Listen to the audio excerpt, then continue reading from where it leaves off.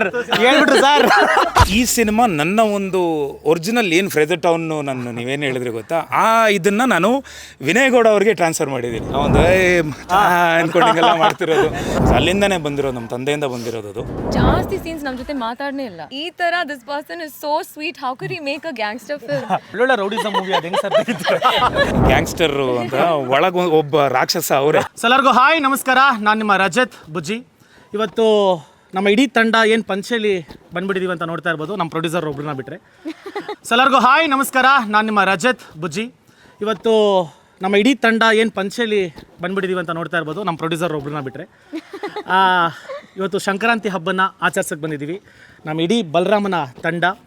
ಇವತ್ತು ಸಂಕ್ರಾಂತಿ ಅಂತ ಹೇಳಿದ್ರೆ ಒಂದು ರೈತರಿಗೆ ಮೀಸಲಿರೋ ಒಂದು ಹಬ್ಬ. ಅದು ಆ ಹಬ್ಬನ ಇವತ್ತು ಮಂಡ್ಯದಲ್ಲಿ ಆಚರಿಸ್ತಾ ಇದ್ದೀವಿ. ಸೊ ಫಸ್ಟ್ಲಿ ನಾನು ಮಾತಾಡೋಕ್ಕೆ ಇಷ್ಟಪಡೋದು ನಮ್ಮ captain of the ship KM Chaitanya sir. Sir first movie ಬಂದು ನಿಮ್ಮದು ಅಂದರೆ ಅಂಡರ್ ವರ್ಲ್ಡ್ದು ಆ ದಿನಗಳು 2007 ರಿಲೀಸ್ ಆಯಿತು ಅನಿಸುತ್ತೆ. ಅಕಸ್ಮಾತು ಒಂದು ಮಗು ಆ ಟೈಮಲ್ಲಿ ಹುಟ್ಟಿದ್ರೆ ಇವಾಗ 2026 ತಿರ್ಗಾ ಬಲರಾಮನ ದಿನಗಳು 18 ವರ್ಷ ಗ್ಯಾಪು ಸರ್. ಓಟ್ ಹಾಕಕ್ಕೆ ಮೆಚುರಿಟಿನೇ ಸಿಕ್ಬಿಟ್ಟಿರೋದು. ಯಾಕೆ ಸರ್ ಇಷ್ಟು ವರ್ಷ ಗ್ಯಾಪು? ನನಗೆ ಗೊತ್ತಿರೋ ಪ್ರಕಾರ ನಮ್ಮ ನಿರ್ಮಾಪಕರು ನಮ್ಮ ಆ ದಿನಗಳು ಸಿನಿಮಾ ರಿಲೀಸ್ ಆದಾಗ 6 ವರ್ಷ ವಯಸ್ಸು. ಹೇಳ್ಬಿಟ್ರು ಸರ್. 10 ವರ್ಷ ವಯಸ್ಸು. ಸೊ ಈಗ 18 ವರ್ಷ ಆಗಿದೆ ನಮ್ಮ ಸಿನಿಮಾ ರಿಲೀಸ್ ಆಗಿ. ಅಂದರೆ ರಜತ್ ಹೇಳಿದಾಗೆ 18 ವರ್ಷದ ನಂತರ ಮತ್ತೆ ಅದೇ ಒಂದು ಕಥೆನ ಸರ್ಕಸ್ ಮಾಡ್ತಾ ವಾಪಸ್ ಅಲ್ಲಿಗೆ ಹೋಗಿ ಅದನ್ನ ಕನ್ಸ್ಟ್ರಕ್ಟ್ ಮಾಡೋದು ಒಂದು ದೊಡ್ಡ ಜವಾಬ್ದಾರಿನೇ, ಒಂದು ದೊಡ್ಡ ಸಾಹಸನೇ. ಆದರೆ ಆ ದಿನಗಳು ಸಿನಿಮಾ 86ನೇ ಇಸ್ವಿಲಿ ಮುಗಿಯುತ್ತೆ ಅದ್ರ ಕತೆ. ಈ ಕತೆ 86ನೇ ಇಸ್ವಿಲಿ ಪ್ರಾರಂಭ ಆಗುತ್ತೆ, ಅದ್ರ ಮುಂದಿನ ಕಥೆಯನ್ನು ಹೇಳ್ತಾ ಹೋಗುತ್ತೆ. ಹಾಗನ್ಬಿಟ್ಟು ಇದು ಆ ದಿನಗಳು ಸಿನಿಮಾದ ಪಾರ್ಟ್ 2 ಅಲ್ಲ, ಆ ದಿನಗಳು ಸಿನಿಮಾದ ಮುಂದುವರೆದ ಭಾಗ ಅಂತ ಹೇಳ್ಬೋದು. ಸರ್ ನಂದು ಇನ್ನೊಂದು ಪ್ರಶ್ನೆ ನಿಮಗೆ ಅಂದರೆ, ನಾನು ಒಂದು ಚಿಕ್ಕ ಪಾತ್ರ ಇದರಲ್ಲಿ ಮಾಡಿದ್ದೀನಿ. ಎಷ್ಟು ಡೆಡಿಕೇಟೆಡ್ ಆಗಿ ಎಲ್ಲರೂ ಮಾಡಿದ್ರು, ಆಮೇಲೆ ನೀವು ಎಷ್ಟು ಒಂದು ಫೋಕಸ್ಡ್ ಆಗಿ ಫಿಲಮ್ ಮಾಡಿದ್ರಿ ಅಂತ ನಾನು ನೋಡಿದ್ದೀನಿ. ಸರ್ ನಿಮಗೆ ಇದು ತುಂಬ ಟಫ್ ಕ್ವಶನು, ಬಟ್ ನಿಮ್ಗೆ ಆ ದಿನಗಳು ಫೇವ್ರೇಟಾ ಇಲ್ಲ ಬಲರಾಮನ ದಿನಗಳು ಫೇವ್ರೇಟ್? ಇದು ತುಂಬ ಕಷ್ಟ. ಅಂದರೆ ಯಾವ ಮಗು ಫೇವ್ರೇಟ್? ಆದರೆ ಒಂದು ಸುಲಭವಾದ ಉತ್ತರ ಅಂತಂದರೆ, ಆ ದಿನಗಳು ನಾನು ಬರೆದಿದ್ದ ಸಿನಿಮಾ ಅಲ್ಲ. ಓಕೆ. ಆ ದಿನಗಳು ಅಗ್ನಿಶ್ರೀಧರ್ ಅವರು ಬರೆದಿದ್ದು, ಅಗ್ನಿಶ್ರೀಧರ್ ಅವರ ಕನಸದು. ಓಕೆ. ಆದರೆ ಈ ಸಿನಿಮಾ ನಾವೆಲ್ಲ ಸೇರ್ಕೊಂಡು ಮಾಡಿರುವಂಥದ್ದು. ಇದು ಹೆಚ್ಚು ನನ್ನ ಸಿನಿಮಾ ಅಂತ ನಾನು very nice.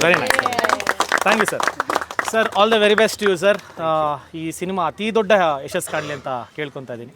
Next directly to Vinod Prabhakar sir. Sir ನಿಮ್ಮನ್ನ ಆ್ಯಕ್ಚುಲಿ ನೋಡಿದ್ರೇ ಒಂಥರ ತುಂಬ ಖುಷಿ ಆಗುತ್ತೆ sir. Such dedicated actor you are. ಅಂದರೆ ಒಂಥರ ಜೊತೆಗೆ ಮಿಂಗಲ್ ಆದಮೇಲೆ ಅದು ಗೊತ್ತಾಗೋದು ನೀವೆಷ್ಟು ಒಂಥರ ಮಗು ಮನಸ್ಸಿನ ಒಂದು ವ್ಯಕ್ತಿ ಅಂತ. ಸರ್ ನಿಮ್ಮದು ಎಲ್ಲ ಜಾನರ್ ಮೂವಿಗಳು ನಾವು ನೋಡಿದ್ದೀವಿ, ಬಟ್ ಬಲರಾಮನ ದಿನಗಳು ನನಗೆ ನೀವು ಒಂದೊಂದು ಸತಿ ಆ್ಯಕ್ಟಿಂಗ್ ಮಾಡಿ ತೋರಿಸುವಾಗ ತುಂಬ ನನಗೆ ಇಷ್ಟ ಆಗೋದು. ನೀವು ಹೇಳ್ತಿದ್ದೀರಿ ನಾನು ಇದ್ದಿದ್ದು ಶಿವಾಜಿನಗರಲ್ಲಿ, ಆ ಬ್ಯಾಕ್ಗ್ರೌಂಡ್ ಎಲ್ಲ ಮಾತಾಡುವಾಗ ತುಂಬ ಕನೆಕ್ಟ್ ಆಗೋದು ಸರ್. ಈ ಮೂವಿ ನಿಮಗೆ ಯಾವ ಥರ ಸರ್ ತಿರುವು ಈಗ? ಅಂದರೆ ಬಲರಾಮ ವಾಸ್ ನನಗೆ ಆ್ಯಕ್ಟಿಂಗಿಂತ, ಬಿಕಾಸ್ ನನ್ನ ಪ್ರೀವಿಯಸ್ ಮಾದೇವ.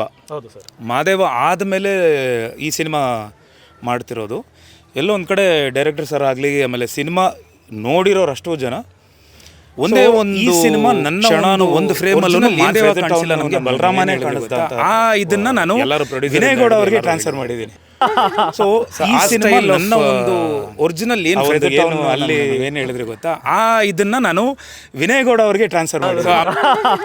ಸೊ ಆ ಸ್ಟೈಲ್ ಆಫ್ ಆ ಒಂದು ಏನು ಅಲ್ಲಿ ಒಂದು ವಿನಯ್ ಗೌಡ ಅವ್ರಿಗೆ ಏನು ಕತ್ತಿ, ಸೊ ಆ ಮ್ಯಾನರಿಸಮ್ ಎಲ್ಲ ಬಂದು ನನಗೆ ಇಲ್ಲಿ ಬಲರಾಮ ಅಂದರೆ Balarama had to play that character. So Vinay Gowda ಅವ್ರದ್ದು ಏನು ಆ ಒಂದು ಕತ್ತಿ ಕ್ಯಾರೆಕ್ಟರ್ ಇದೆ ಗೊತ್ತಾ, ಅದನ್ನು ನನ್ನ ಒಂದು ಫ್ರೇಜರ್ ಟೌನಲ್ಲಿ ಏನು ನಾನು ಹುಟ್ಟಿ ಬೆಳೆದಿದ್ದು ಆ ಒಂದು style of thing I have transferred to him. But Balarama actually ನಾನು ಬಂದು ಐ ಲಿವ್ಡ್ ಬಲರಾಮ. ಸೊ ನಿಮಗೆಲ್ಲೋ ಒಂದು ಕಡೆ ಪ್ರೊಡ್ಯೂಸರ್ ಆಗಲಿ ಥ್ರೂ ಔಟ್, ಇವನ್ ಮಾದೇವನೂ ಹಾಗೆ ಮಾಡಿದ್ದು. ಬಲರಾಮ ಮಾಡ್ಬೇಕಾದ್ರೂ ನಾನು ಐ ಸ್ಟೇಡ್ ಆಲ್ ಅಲೋನ್. ನನಗೆ ವೈಫ್ ಅವರು ಬಂದ್ರೂ ನನಗೆ ಬೇರೆ ಅಂತೇಳಿ ನಾನು ಸಪ್ರೇಟಾಗಿ ರೂಮಲ್ಲಿ, ಬಿಕಾಸ್ ನಾನು I use to wake up as Balarama because ಅಲ್ಲಿಂದನೇ ಬಂದಿರೋ ನಮ್ಮ ತಂದೆಯಿಂದ ಬಂದಿರೋ. ಸೊ ಪ್ರತಿ ಸಿನಿಮಾನ ಆ ಥರ ಮಾಡ್ತಿರೋದಕ್ಕೆ ನಿಮಗೆ ಡೆಡಿಕೇಟೆಡ್ ಆಗಿ ನಿಮ್ಗೇನು ನೀವು ಡೆಡಿಕೇಶನ್ ನನ್ನಲ್ಲಿ ನೋಡಿದ್ರಿ, ಬಿಕಾಸ್ ಆ ಥರ ನಾನು ಅಲ್ಲಿಂದನೇ ಬಂದಿರೋ ನಮ್ಮ ತಂದೆ. ಟೋಟಲ್ ನನಗೆ ಕೆಲವು ಸಿನಿಮಾಗಳು ನನಗೆ ಅವಕಾಶ ಸಿಕ್ಕಿರಲಿಲ್ಲ ಆ ಥರ ನಾನು ಆ್ಯಕ್ಟ್ ಮಾಡೋದಕ್ಕೆ. ಬಟ್ ಇಲ್ಲಿ ಬಲರಾಮ ಟೋಟಲ್ ನನಗೆ ನೀವು ಇನ್ನೊಬ್ಬ ವಿನೋದ್ ಪ್ರಭಾಕರ್ ಅಥವಾ ಇನ್ನೊಬ್ಬ ಬಲರಾಮ ಅಂದರೆ ಇನ್ನೊಬ್ಬ ವಿನೋದ್ ಪ್ರಭಾಕರ್ ಅನ್ನೋದಕ್ಕಿಂತ ಬಲರಾಮನ ನೋಡ್ಬೋದು ಸರ್. ಅದು ಈ ಸಿನಿಮಾಗೆ ಮಾತ್ರ ಅಲ್ಲ, ದರ್ಶನ್ ಸರ್ ಹೇಳಿರೋ ಥರ ದ ಮೋಸ್ಟ್ ಡೆಡಿಕೇಟೆಡ್ ಆ್ಯಕ್ಟರ್ ನೋಡಿರೋದು ನಮ್ಮ ಇಂಡಸ್ಟ್ರಿಲಿ ನಾನು ಅಷ್ಟೇ ಸರ್. ಅಂದರೆ ಒಂದು ಸಿನಿಮಾಗೆ ಅಂತ ಬಂದಾಗ 100% ಎಫರ್ಟ್ಸ್ ಹಾಕಿ ಮಾಡುವಂಥ ಒಂದು actor sir. All the very best. Thank you ತುಂಬ ಒಳ್ಳೆಯದಾಗಲಿ ಸರ್. ಆಮೇಲೆ ಮೇಡಮ್, ಈ ಚಿತ್ರ ಐ ಮೀನ್ ರೌಡಿಸಮ್ ಅಂತ ನಿಮಗೆ ಗೊತ್ತಿತ್ತು ಅಲ್ವಾ? ಅದು ನಮ್ಗೆ ನಾರ್ಮಲ್ನೇ. ಸೊ ಹೆಂಗೆ ಥ್ರೂಔಟ್ ದ ಜರ್ನಿ? ನನಗೆ ತುಂಬ ಇಷ್ಟ ಈ cinema. I love this team. And also Vinod ಬಗ್ಗೆ ಮಾತಾಡಬೇಕು. ಯು ಸರ್ ಡೆಡಿಕೇಟೆಡ್ ಇಲ್ಲ, ಜಾಸ್ತಿ ಸೀನ್ಸ್ ನಮ್ಮ ಜೊತೆ ಮಾತಾಡಲೇ ಇಲ್ಲ. Like you like Priya please keep quiet. Director also was very easy to work with, but Vinod was like the second director. ಮಾತಾಡಬೇಡ, ಈ ಸೀನ್ ತುಂಬ ಒಳ್ಳೆ ಸೀನು, ಇದು ಇಮೋಷನಲ್ ಸೀನು, ಅಲ್ಲಿ ಕೂತ್ಕೊಳ್ಳಿ, you sit alone, you think about your dialogues, you think about your scene. So he's so sincere, he loves his work. I think also Chaitanya sir, the way he directed it, this person is so sweet. How could he make a gangster kind of tone it down with his sensibilities? And I love his sensibilities. The first time I met him, like, this person is so sweet. How could he make a gangster? Amazing. Sir actually ನಂದು ಅದೇ doubt ಇತ್ತು sir, ನೋಡೋಕೆ ಇಷ್ಟು cute ಒಳ್ಳೊಳ್ಳೆ rowdyism movie ಅದು That to cult gangster films, it was amazing. So madam, ಇನ್ನೊಂದು question ನಿಮ್ಮನ್ನ ಕೇಳಬೇಕು ಅಂದಾಗ ನೀವು ಹೇಳ್ದಂಗೆ ವಿನೋದ್ ಸರ್ ಮೇಡಮ್ ಪ್ರತಿ scene he is to see so in depth. ಅಂದರೆ ಅಲ್ಲಿ ಎಲ್ಲೂ ತಪ್ಪಾಗಬಾರ್ದು, ಅಂದರೆ ಒಂದು ಮಿಸ್ಟೇಕ್ನ ಯಾರು ಫೈಂಡ್ ಔಟ್ ಮಾಡಬಾರ್ದು ಅಂತ. Was that easy for you? Or I think it's lovely because I think cinema is not just one person. It takes a whole team, not just the head of the teams, but there's so many people in each department, assistant directors, camera assistants, set department. Everyone has to do their job for us to look good on screen. Yes. So the audience appreciates us so easily, but the behind the scenes are so many people working to make you look good, make you sound good.